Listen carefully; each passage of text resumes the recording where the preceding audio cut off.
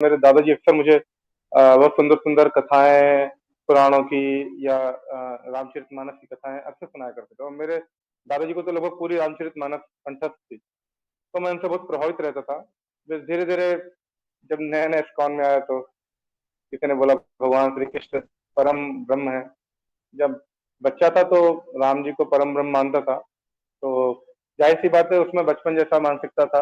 हमारे जो कृष्ण है वो प्रभु रामचंद्र से भी ज्यादा मर्सीफुल है, ज्यादा कृपालु है। ये हम प्रूव करके दिखाएंगे। तो कैसे बोले पुजारी? तो देखो, जब प्रभु रामचंद्र आए थे और उस समय शूर्पणखा आई उनके पास प्रपोजल लेके कि मुझे आप स्वीकार करो, तो प्रभु रामचंद्र ने क्या किया? शूर्पणखा का उसका कान काट दिया, उसका नाक काट दिया लक्ष्मण को बता के। तो उसको ऐसा ट्रीटमेंट दिया शूर्पणखा को रामचंद्र ने, तुम्हारे रामचंद्र ने। लेकिन हमारे कृष्ण ने वही शूर्पणखा जब कुब्जा बन के आई तो कुब्जा का उद्धार किया कृष्ण ने। तो भगवान कृष्ण ज्यादा कृपालु है प्रभु रामचंद्र से। फिर दूसरी चीज, जब सीता माता आई थी फिर से रावण से, उधर श्रीलंका से फिर से आई थी सीता, तभी प्रभु रामचंद्र ने उनकी अग्नि परीक्षा ली।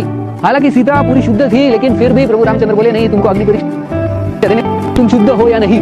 लेकिन देखो हमारे कृष्ण है, जब वो गए और जो 16,100 जो रानियां थी, जो बड़े राजा की बेटियां थी, उनके वो हालांकि नरकासुर के महल में इतने दिनों तक रही, लेकिन फिर भी भगवान ने उनको स्वीकार किया, सबके साथ विवाह किया। उन्होंने कुछ अग्नि परीक्षा वगैरह नहीं ली, उनको ऐसे ही स्वीकार किया। 16,100 जो बेटियां थी बड़े बड़े राजाओं की, हालांकि बाहर रह चुकी थी वो, इसलिए भगवान कृष्ण ज्यादा कृपालु है प्रभु रामचंद्र से। और तीसरी बात, तुम्हारे जो प्रभु रामचंद्र है, उन्होंने बंदरों को कितने काम में लगाया, इतना काम दिया उनको कि ये बड़ा ब्रिज बांधो। जो ब्रिज इतना बड़ा 100 योजन 800 माइल लंबा ब्रिज था, उसको बांधने में सब बंदरों को लगाया। कितना मेहनत करवाया तुम्हारे प्रभु रामचंद्र ने। लेकिन वही बंदरों को हमारे कृष्ण ने क्या किया? माखन खिलाया, माखन खिलाया। जब प्रभु कृष्ण के घर पे ये बंदर आते थे तो उनको फ्री में इतना सारा।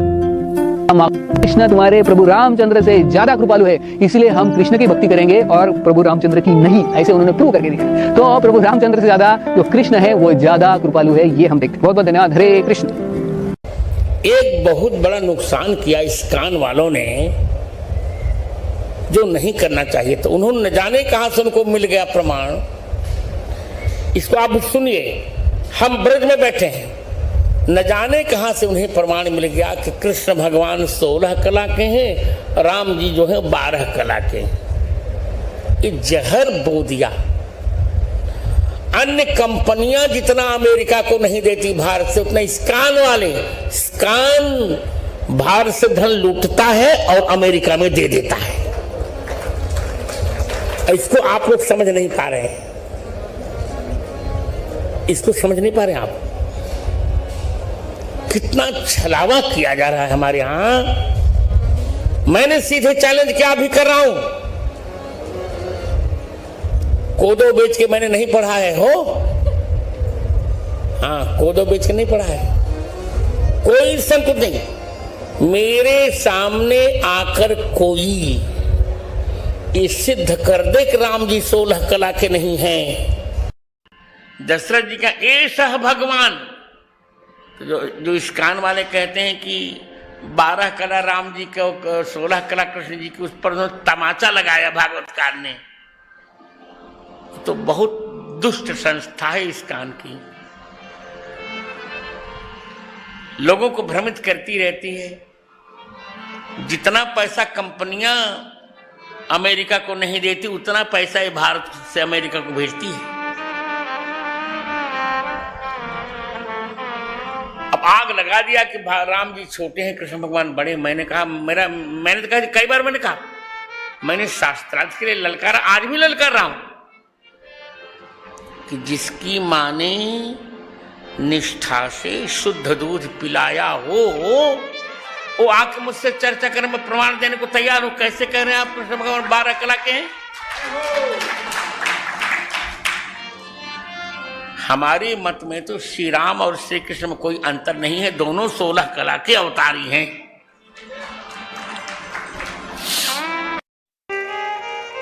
हमारे यहां कोई भेद नहीं है। इस्कॉन वालों की तो नीति यही डिवाइड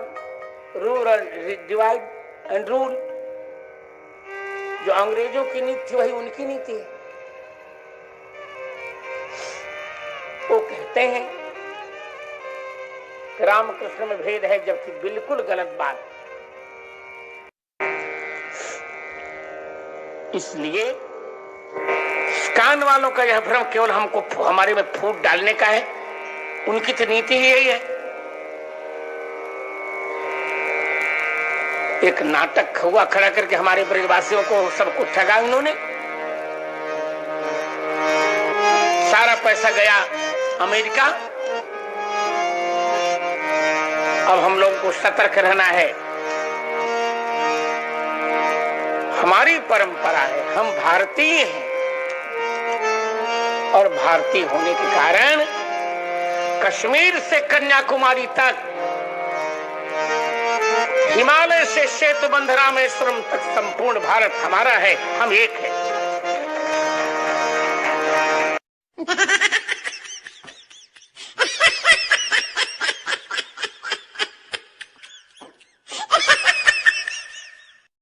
लगता है ये यूरोपियन और अमेरिकन को हिंदुस्तान की बहुत सारी कमजोरियां मालूम है। आप कल्पना करो कि अमेरिकियों ने हिंदुस्तान में आके मंदिर खोल दिए कुछ, क्योंकि उनको मालूम है बहुत चढ़ावा आता है भारत। मुझे सबसे बड़ा डर इस सेक्टर पे लग रहा है, क्योंकि सर्विसेज में ये भी आते हैं, मंदिर भी सब सर्विसेज में आते हैं।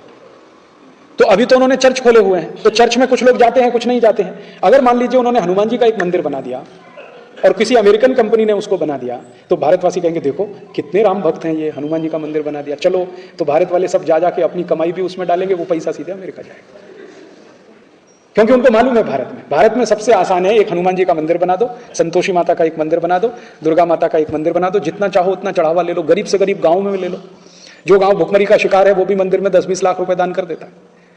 अगर वो इस सेक्टर में घुसे, यहां उन्होंने एक्सप्लॉइट करना शुरू किया, तो आप सोचिए फिर झगड़ा होगा। हमारे जैसे आदमी जाएंगे, कहेंगे भैया स्वदेशी मंदिर में जाओ,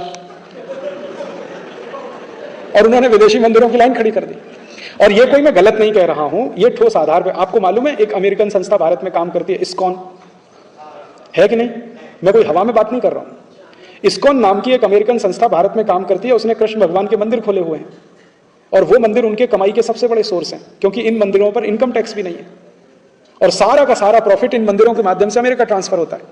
आपको मालूम, इस्कॉन मंदिर में, बेंगलोर का इस्कॉन मंदिर इतना प्रॉफिट अमेरिका भेजता है जितना अमेरिका का कॉलगेट कंपनी नहीं भेज पाता एक साल में। अमेरिकन कॉलगेट कंपनी भारत में जितना कॉलगेट बिक्री करके नेट प्रॉफिट अमेरिका भेजता है, उससे 3 गुना ज्यादा अकेले बेंगलोर का इस्कॉन मंदिर भारत का पैसा अमेरिका ट्रांसफर कर देता है। और बेंगलोर से भी बड़ा इस्कॉन मंदिर दिल्ली में है, और उससे भी बड़ा इस्कॉन मंदिर मुंबई में है, और उससे भी बड़ा इस्कॉन मंदिर मथुरा में हो गया है, भगवान कृष्ण की छाती पर, वहीं पे, और धुआंधार चढ़ावा आता है उसमें। और वो चढ़ावा करने वाले हम हैं, हमारे ही भाई बहन हैं जो उस इस्कॉन मंदिर में मेंबर है, और उनको वहां भक्ति समझ में आती है। उनको राम हरे कृष्ण हरे बोलना भी नहीं आता। हमारे भारतवासियों को वहां बहुत भक्ति दिखाई देती है। देखो कितने भक्त हैं, यूरोप से आए हैं, गोरी चमड़ी वाले हैं, एसी में रहते हैं, देखो फिर भी राम का नाम ले रहे हैं, कृष्ण का नाम ले रहे हैं। हम तो सरल हृदय के, तरल हृदय के, कभी भी पिघल जाएं, किसी को भी अपना मान लें, तो हम तो चालू हो गए। हमने इनको मंदिर भी बना के दे दिया, उनको चढ़ावा भी दे रहे हैं। अभी तो ये इस्कॉन मंदिर रिस्ट्रिक्टेड है, नेक्स्ट ईयर से ये ओपन हो जाएगा पूरा मार्केट। इसमें अमेरिकन और यूरोपियंस घुस गए तो क्या करेंगे? लाखों करोड़ों रुपए ले जाएंगे आपके देश में, कुछ नहीं कर सकते। और इनकम टैक्स भी फ्री है टोटल, वहां पे टैक्स भी नहीं देना है उनको। तो सर्विसेज का सेक्टर इतना बड़ा है, इतना वास्ट है, जिसमें कोई भी अमेरिकन यूरोपियन घुस सकता है, कुछ भी करके यहां से पैसा कमा के ले जा सकता है। छोटी छोटी बातों में वो पैसा कमाएंगे आपके देश में आके। जो बातें आपके लिए सहज हैं, स्वाभाविक हैं, आप उनकर एक कल्पना नहीं हो सकती। बैंगलोर, तो आपने देख लिया कि जो